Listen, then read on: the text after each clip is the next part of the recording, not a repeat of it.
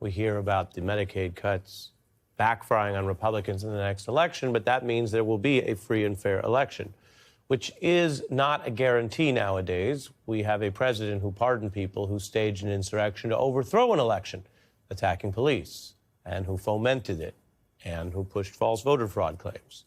One of the lines against that held in 2020 was election workers and courts not succumbing to pressure, threats of violence, or even an outgoing president with all of his assembled powers, which, when you think about it, is really something.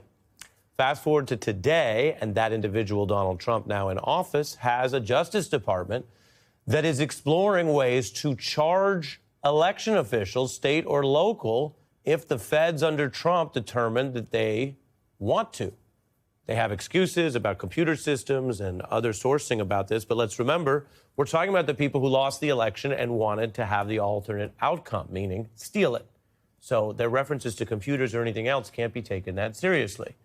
And the move is not based on new evidence, data, or legal authority, the reporting notes, but the actually unsubstantiated argument that elections are easy to prey on with voter fraud or foreign manipulation.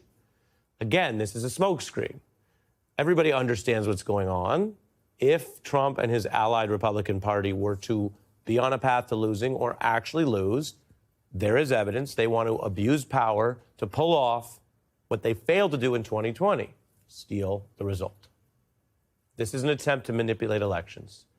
And as always, the Orwellian propaganda is to hide behind terms like safe and secure or voter fraud when, again, we all lived through 2020. You can divide American politics between the people who understand the actual result of that election and the people who don't or won't. The Times reports that sources have referred to how lawyers are struggling to even find a criminal statute that would match Trump's demands.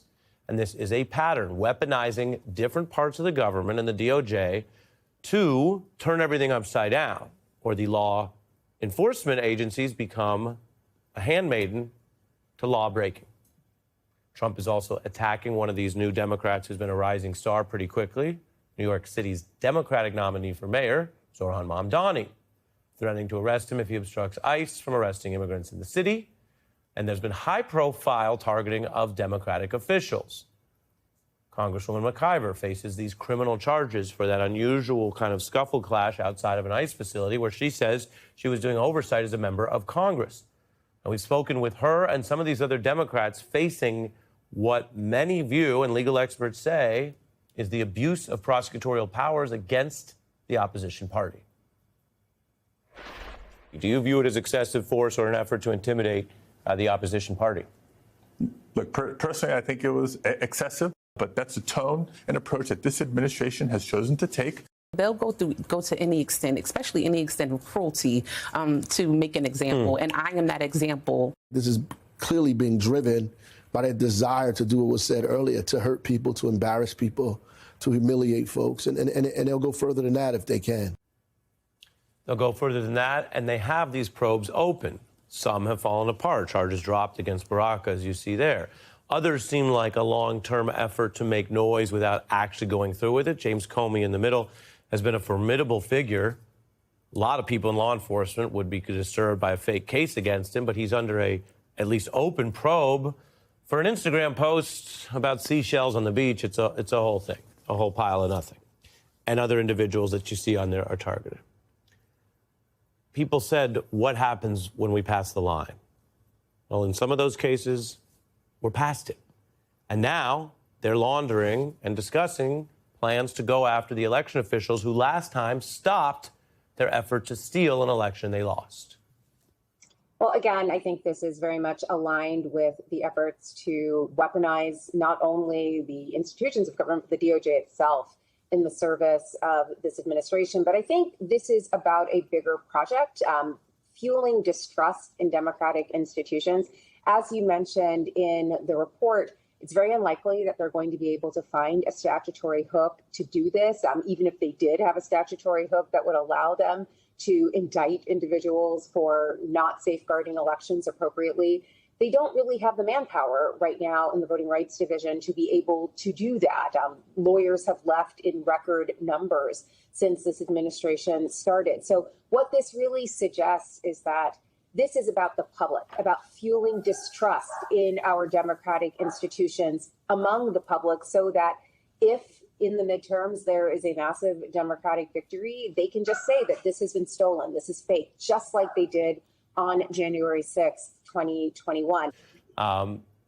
It's a different warpath, and by going forward on some, not all, but some cases, like the Congresswoman that we showed before we came to you, that's clearly going to affect people. Not everyone wants to spend several years in these kind of draining, expensive fights, and not every institution will stand by the people who do. Well, that's a great point. These lawsuits likely will not work out in favor of the administration, but they are draining, they are resource consumptive, and more importantly, in this moment where the administration has cracked down on law firms, forced law firms into settling with it, the term that the president has used, it means that legal resources that are available to represent individuals pro bono have really dwindled. So this entire landscape has been changed at a time when the administration is also weaponizing the rule of law in important ways. So all of that, I think, has to be understood. This is all happening as part of a coherent project, not isolated episodes. You've been providing your legal take on a recent Supreme Court ruling. Here's what the White House press secretary thinks about it. Well, I think taking power away from these absolutely crazy radical left judges is a tremendous, this is such a big day. No longer will we have rogue judges striking down President Trump's policies across the entire nation. Not one district court judge can think they're an emperor over this administration and his executive powers.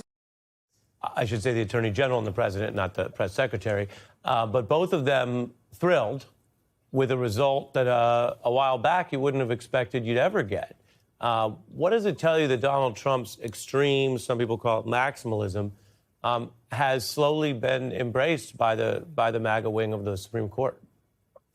Well, again, it's really important to talk about this on the eve of the 4th of July. The framers of our Constitution did not understand the office of the executive to be one of unfettered authority. The president had powers, but it was also an institution that was going to be checked by two other institutions, the judiciary and Congress. Right now we know that Congress has pretty much abdicated the field in terms of being a meaningful check on this president. That has left the courts, and these lower federal court judges have been doing that. They've been issuing these injunctions. They're very narrow rulings.